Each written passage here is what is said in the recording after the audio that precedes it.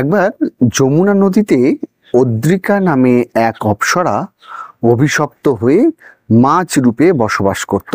সেই সময় চেদি রাজ্যের একজন রাজা ছিলেন যার নাম ছিল উপরিচর।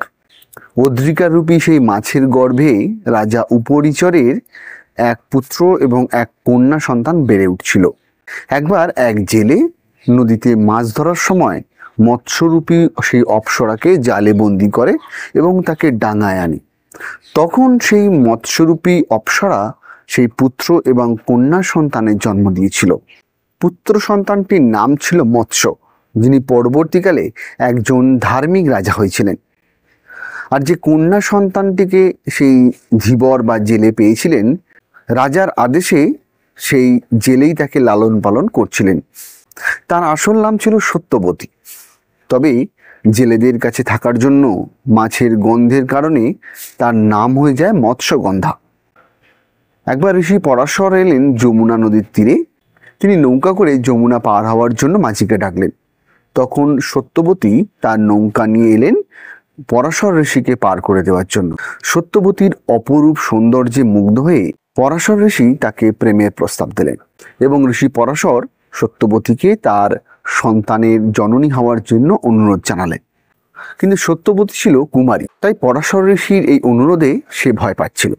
তখন ঋষি পরাশর তার দৈব ক্ষমতা বলে সত্যবতীর দেহ থেকে মাছের গন্ধ দূর করে সুগন্ধ তৈরি করলো। সেই গন্ধ কয়েক যোজন দূর পর্যন্ত পাওয়া যেত, তাই তার নাম হয়ে গিয়েছিল গন্ধবতী এবং অনেক দূর থেকে পাওয়া যেত বলে তার নাম হলো যোজনগন্ধা।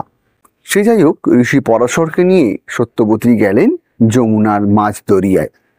সেখানে দৈব ক্ষমতা বলে চারিদিক অন্ধকারাচ্ছন্ন করলেন পরাশর ঋষি। তারপর তার দৈব ক্ষমতার বলে তৎক্ষণাৎ সত্যবতীর গর্ভ থেকে এক পুত্র সন্তানের জন্ম হলো।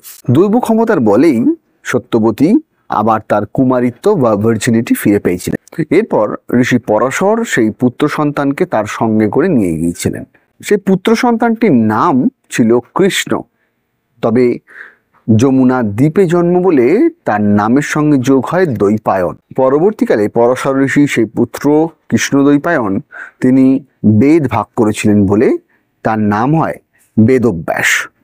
ঋষি পরাশর এবং সত্যবতীর পুত্র কৃষ্ণ দ্বৈপায়ন বেদব্যাস পরবর্তীকালে মহাভারত রচনা করেছিলেন। এরপর সত্যবতীর সঙ্গে বিবাহ হয়েছিল হস্তিনাপুরের রাজা শান্তনু।